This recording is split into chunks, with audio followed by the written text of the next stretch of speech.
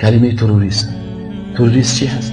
هر جایی که مسلمانی که به خاطر دفاع از وطن خود حرکت میکنه او را تروریست میگن. هر جایی که مسلمانی که جهاد فی سبیل الله میکنن و از وطن خود و از خاک خود در فلسطین ببینید حماس، مجاهدین حماس میگن که یا تروریست هستن، در لیست تروریست هست. در عراق مجاهدینی که بزد امریکایی جهاد میکردن او را میگه تروریست است.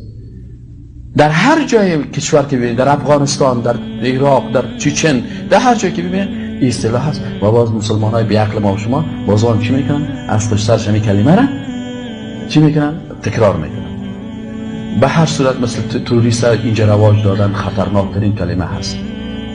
از دان بسیار راهنماشون این در گفتیم از خدا بترس، از خدا بترس، نکن گپی را نزن که در روز قیامت محاسبه شوی.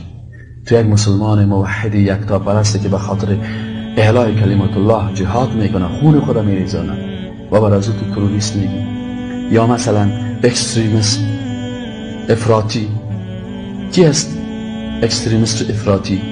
اونا میگه هر کس که ریش داشت به طریقی رسول اکرم صلی الله علیه و به نظر از اونا افراطی هست. هر کسی که مثلا نماز خدا درست میخوان او افراطی هست به نظر از اونا. هر کسی که مثلا زنی که حجاب داشت او رو میگن اکستریمیست است. ولی متاسفانه کلمه افراطی را مسلمان ها هم استعمال میکنن.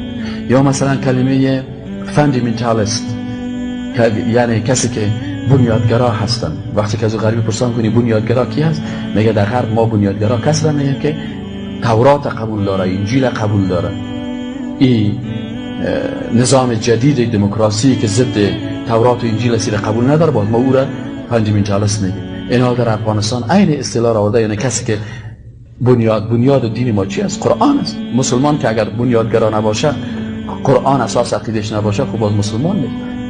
اما در بین مردم مترواج میشه. یا مثلا اگر کسی احادیث رسول الله صلی الله علیه و آله تطبیق بکنن، سعی شروع کردن به نام وهابی، هر جایی که مجرد که میگی اگه آیت قرآن خواندی میگه وهابی است. بهشون دوام که بری اون دو این تعویض که میگه همین تعویض اصلا دیروز ما یک جای دیدم یک فیلم، قسمت فیلم هندی بود، در فیلم هندی نشان میداد که همین تعویض و اصلا تعویض از پیش بت‌ها میگیرن که چیزا که چارکنجه جور میکنن، تعویض از اون دوها به افغانستان نقل شدن.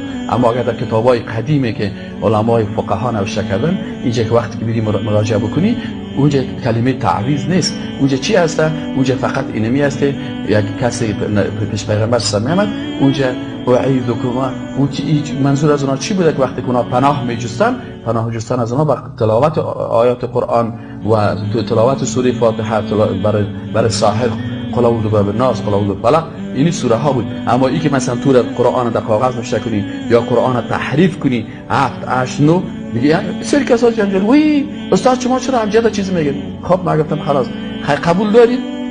گفتم بعد از گپ نگردی. گفتم بسم الله الرحمن الرحیم. گفت بسم الله الرحمن الرحیم 786 قرآن است. گفتم قرآن است؟ ابجد قرآن به ابجد نوشته کنی قرآن است.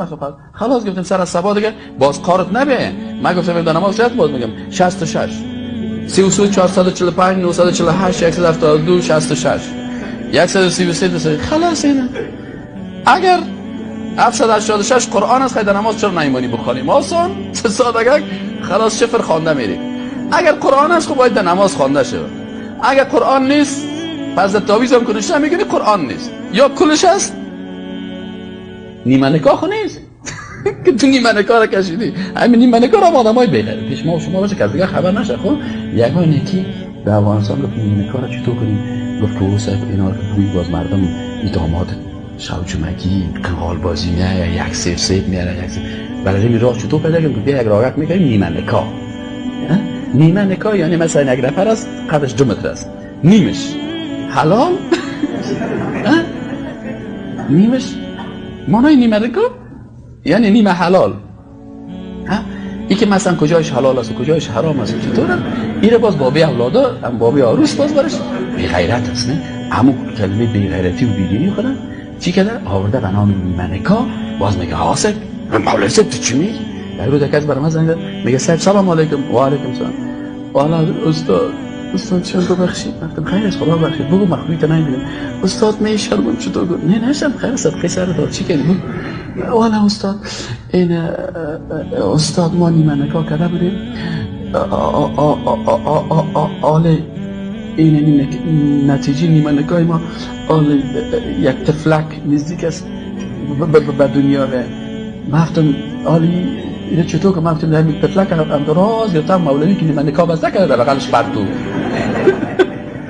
بگو یا یه سهم حلالی بساز همون کسی که نیمه نکاح تا بسته گفتم راست سر بغل از او پرتو گفتم نیمه نکاح را سر از او بسته میگنی حالا حلالی برا میشه سر من میکشی حالا چی هست خلاص اینا ببینید یعنی بسیار کلمات خطرناک است برادر عزیز. حرام حلال میسازن، حرام حلال حرام میسازن. یا نکاح مکمل است یا نکاح هیچ نیست. آدم است یک رکعت نماز میخوام نیمه نماز چی که یک رکعت خوان باز میره که خوب شکر میدانم قسم میگه باز نیمه دیگه شه باز پسان یک ساعت بعد میخوام که خلاص نیمه نکاح نیمه روزه نیمه زکات نیمه حج این دیگه پا نیست. اصطلاحات است که بعضی اوقات مثلا کشیدن این مثل تعویضگرا و جادوگرا چقدر در بین مردم شهرت پیدا کردن که چیزی بگویشن اون خلاص تعویضه که